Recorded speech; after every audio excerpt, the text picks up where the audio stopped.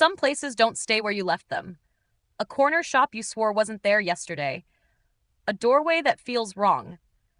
A room you turn away from without knowing why. But sometimes, those places don't just disappear.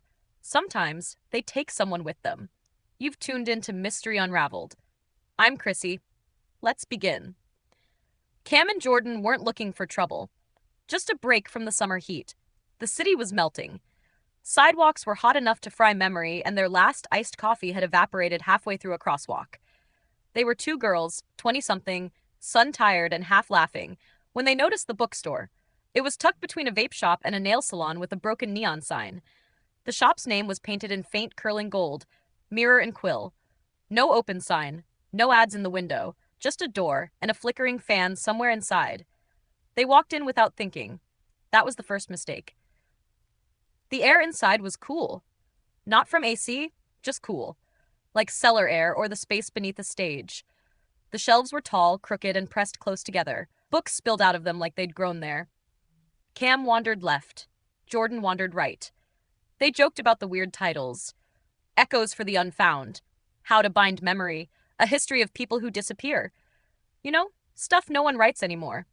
Then Cam turned to say something. And Jordan wasn't there. She wasn't far. Couldn't be. Cam called her name, rolled her eyes, stepped down the aisle, nothing. She circled the row. She asked the girl behind the counter, young, pale, wearing something out of a Jane Austen daydream. One of her eyes was cloudy and still. Cam asked, "Have you seen my friend?"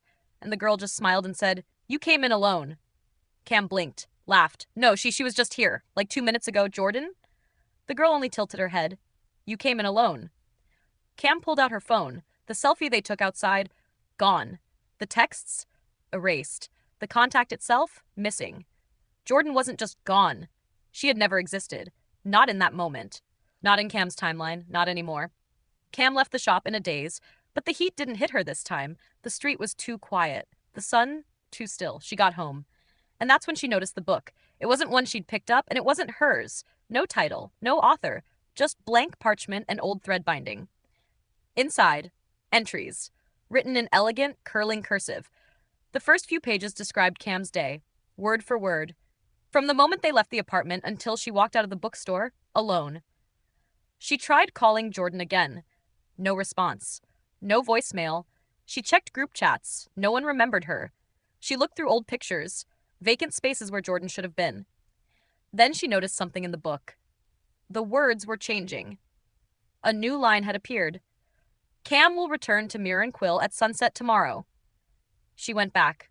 Of course she did. The same girl was behind the counter. The same fan turned lazily overhead. But there was no Jordan. Just an aisle that led nowhere. Cam stood in front of the old mirror near the history section, and in her reflection, she saw herself, but older, worn down, still looking, still waiting. 2 days later, the book changed again. No rustle, no scent of ink, just one last entry. Cam walked into the same aisle Jordan did. She did not return.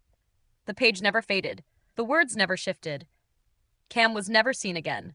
Only the shop remains, only the girl behind the counter, waiting for the next friend, for the next memory, to walk in alone. You've been watching Mystery UnRaveled. I'm Chrissy, your voice in the static. Until next time, stay curious, stay cautious, and whatever you do, don't go looking for the ones who disappeared, because sometimes they're still listening. I'm standing by with the description box.